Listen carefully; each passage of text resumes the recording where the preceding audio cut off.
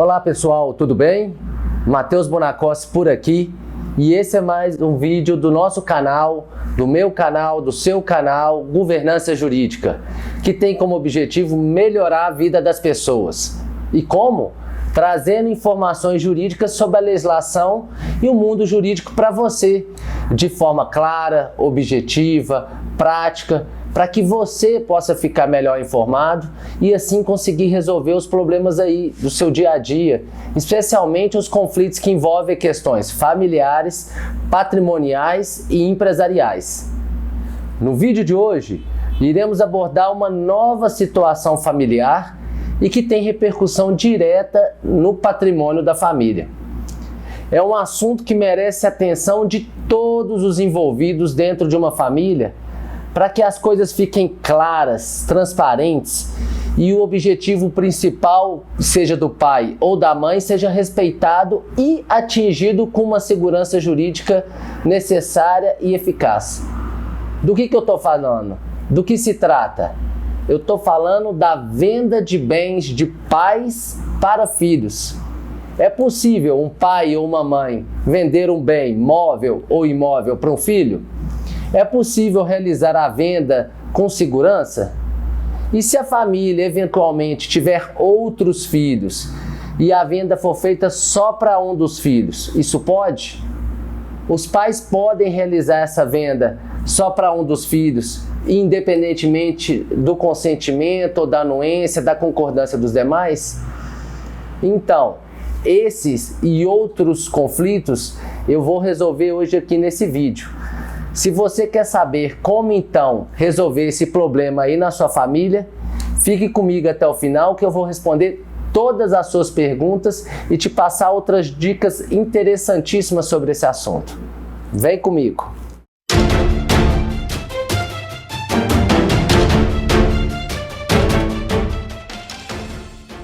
Pessoal, esse é mais um vídeo do canal que trata da importância do planejamento patrimonial por parte dos pais e filhos dentro de uma família. Eu sempre digo, busque informações e procure se inteirar das regras, das condições que estão dispostas na legislação antes de tomar qualquer decisão que envolva o seu patrimônio, bens, dinheiro e de um lado tenha essa relação de parentesco e de outro tenha o seu patrimônio. Aqui no Brasil, pela nossa cultura, é muito difícil nós falarmos abertamente de dinheiro, de falarmos de bens, ainda mais dentro de uma família. Nem sempre é muito fácil sentar em volta de uma mesa para a gente poder discutir em conjunto a melhor forma de administração desses bens ou até a melhor forma de destinação desses bens dentro de uma família. E é justamente devido a essa falta de conversa, essa falta de clareza, essa falta de transparência que surgem alguns desentendimentos entre os familiares e as diferenças entre os envolvidos, muitas vezes não compreendidas por todos que estão ali em volta, vêm à tona com o passar do tempo. Aí vem sob a forma de discussões, brigas e até mesmo, pasmem, processos judiciais entre os próprios familiares para discutir dinheiro, questões patrimoniais, bens. Isso mesmo, litígios e processos do ponto de vista patrimonial sem ou por falta de uma boa conversa e uma boa conciliação e mediação entre os envolvidos. Bom, primeiro deixa eu me apresentar para quem é novato e caiu aqui de paraquedas.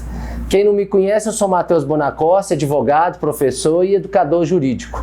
Esse aqui é o nosso canal chamado Governança Jurídica, que busca ajudar as pessoas e levar informações jurídicas importantes para que elas próprias, informadas, possam resolver os seus problemas patrimoniais, familiares e empresariais. Esse é exatamente o propósito do nosso canal. Melhorar a vida das pessoas, passando informações jurídicas relevantes que realmente façam a diferença na vida prática dessas pessoas, no dia a dia de cada um. Bom, o tema de hoje então foi inspirado numa dúvida muito recorrente que as famílias têm na hora de buscar orientações jurídicas de como realizar um planejamento patrimonial e familiar adequado.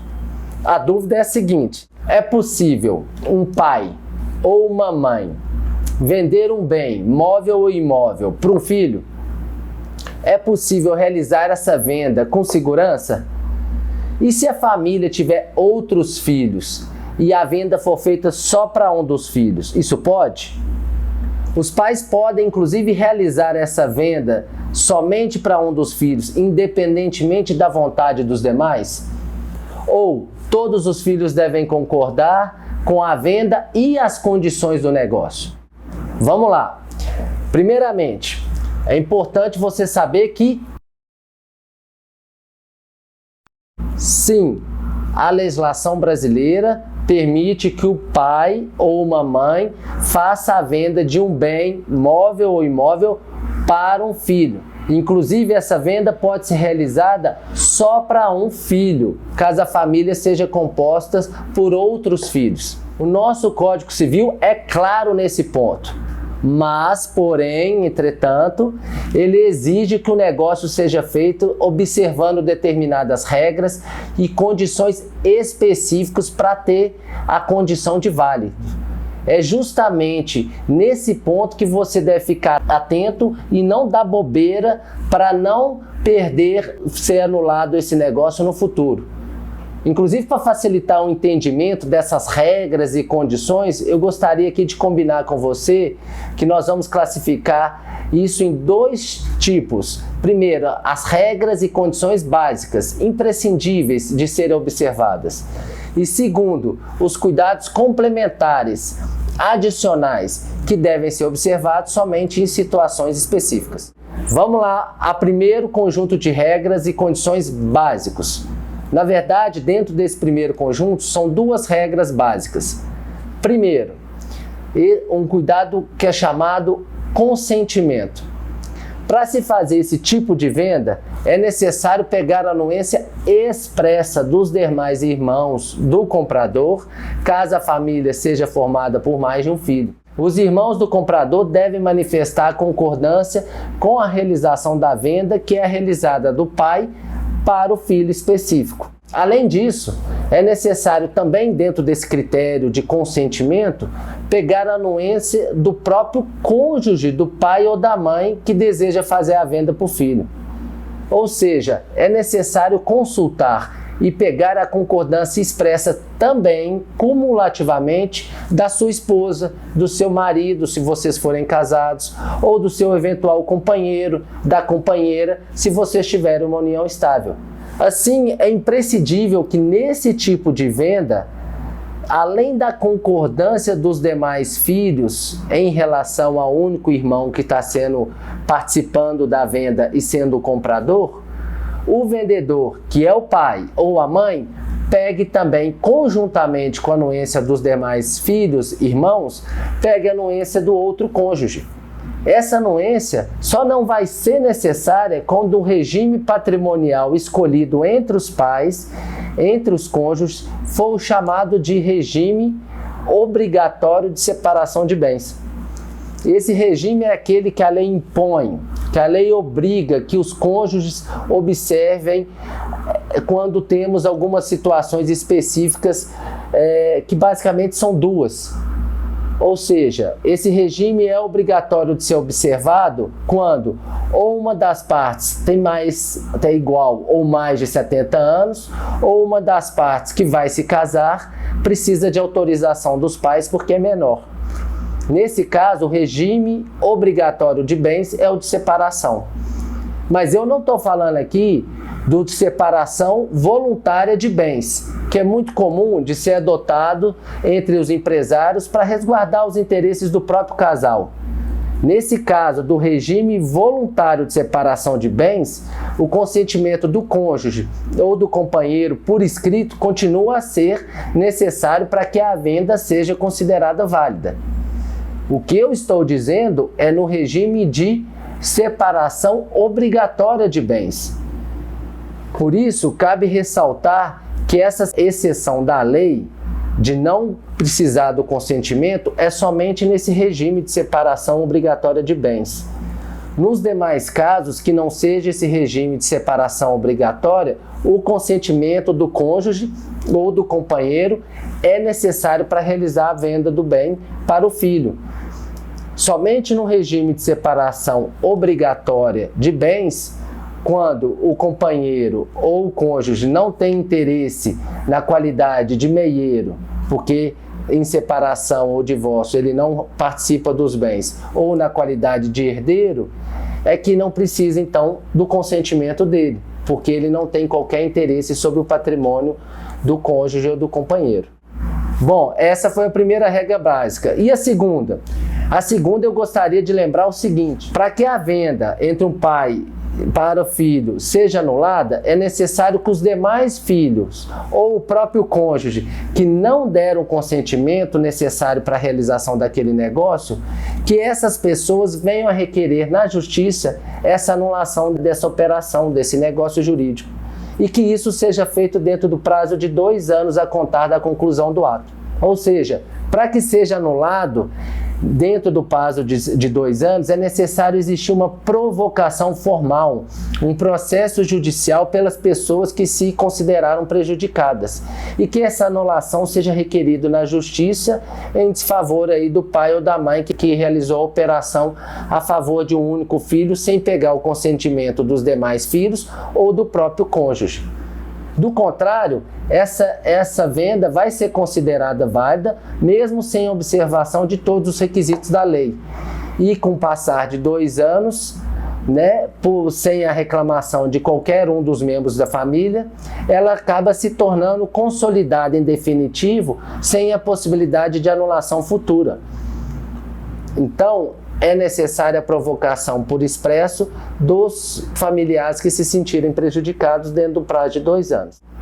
Agora vamos aos cuidados adicionais complementares para a realização desse tipo de operação. Primeiro, se o valor da compra e venda for feita num valor mínimo descrito no imposto de renda pelo pai ou pela mãe, ou mesmo for realizada ali em um valor muito inferior ao valor de mercado, por exemplo, um bem vale hoje R$300 mil e esse é o seu valor de venda, Esse é o seu valor de mercado. Mas na época que foi adquirido, ele foi adquirido por 100 mil. E esse 100 mil é o que está declarado no imposto de renda do pai ou da mãe. E aí, por qualquer motivo, os pais decidiram então transferir esse imóvel não pelo valor de mercado, que é 300, mas pelo valor de 100, que é o valor que está declarado, ou porque acharam justo, ou porque justamente esse valor está declarado na declaração de imposto de renda dos pais. Então, nesse caso, tome cuidado. É importante e pode ser que aconteça o entendimento de que é necessário pagar o ITCMD e o IR. Ou, numa outra situação, a família, para dissimular uma eventual doação e após analisar os custos da doação envolvidos, resolvem fazer então, do ponto de vista formal, uma compra e venda disfarçada. Ou seja, firmam um negócio de compra e venda de pai para filho para, na verdade, ocultar uma eventual doação. Aí também cuidado, nesse tipo de operação pode incidir ITCMD e imposto de renda. Bom, nessas 2 situações relatadas, eu gostaria de chamar a atenção para os riscos tributários, que são 2, e da seguinte ordem, que podem vir a ser cobrados no futuro com multa pesada, juros e correção. Primeiro cuidado adicional, o fisco estadual pode entender que é devido sim e que se deve pagar ITCMD por considerar que essa compra e venda formalizada e pelo valor declarado no IR ou pelo valor muito inferior ao valor de venda do imóvel, foi na verdade realizado com o interesse de burlar o pagamento do imposto de doação. Ou seja, a compra e venda foi feita totalmente fora das condições razoáveis do preço de mercado. E isso justamente para simular uma compra e venda com o intuito de ocultar uma real doação e com isso o pagamento do ITCMD devido ao fisco estadual. Muitas das vezes não existe nem fluxo financeiro de pagamento entre as partes. Ou seja, não existe transferência de dinheiro entre o pai entre o filho para o pai pagando a compra e venda. né, que seria normal em todo negócio. As partes simplesmente o quê? Ajustam débito e crédito nas suas declarações de imposto de renda, mas não realizam de fato a operação de transferência real de dinheiro do comprador para o vendedor e nem a transferência de qualquer recurso patrimonial que deixe lastro. Isso é muito perigoso. E segundo, nessas operações que eu citei, pode ser que a Receita Federal, em razão da relação de parentesco, ou seja, pai e filho, né, possa vir entender que o valor que a venda feita pelo valor declarado do IR, na verdade tem a intenção de burlar o ganho de capital que teria existido nessa operação. Ou seja, os pais, na qualidade de vendedor, venham deixar de reconhecer o ganho de capital nessa operação e com isso sonegar o pagamento de 15% a 22% de imposto de renda que seria devido nessa operação se fosse feita a valor de mercado. Então esses são os dois riscos adicionais e as regras complementares que eu gostaria de passar para você. Tá certo? Ok? Entendeu? Ficou claro? Se tiver alguma dúvida sobre qualquer dessas situações que eu te disse, me deixe aqui nos comentários que nós vamos ter maior prazer em esclarecer. E também deixe a sua opinião aí com temas de próximos vídeos. O canal aqui foi feito e desenvolvido para você. Lembre-se, eu, Matheus, não vou descansar enquanto você não estiver bem informado. Espero que tenha gostado desse vídeo, que faça sentido para você, não esqueça de compartilhar e que as informações sejam úteis e te ajude a resolver aí os problemas do dia a dia. Muito obrigado, fiquem com Deus, até o próximo vídeo. Tchau!